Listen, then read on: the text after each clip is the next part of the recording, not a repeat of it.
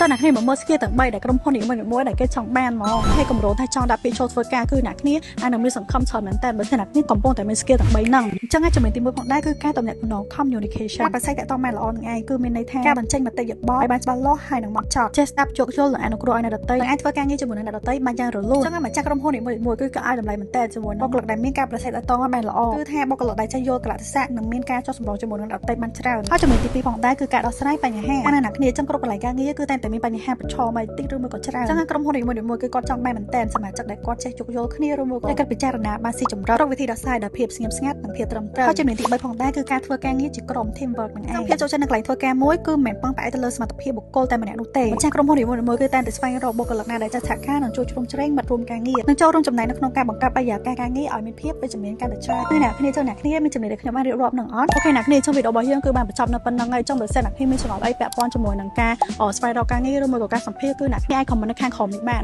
ហើយបើសិនអ្នកគ្នាកំពុងថតការងារធ្វើឬមួយក៏ដឹងថាដាក់ពាក្យនៅកន្លែងណាឬមួយក៏មករំលែកណាឲ្យសាកសោជាមួយអ្នកគ្នាគឺអ្នកគ្នាអាចមកហៅចុះ spot camera យើងបាន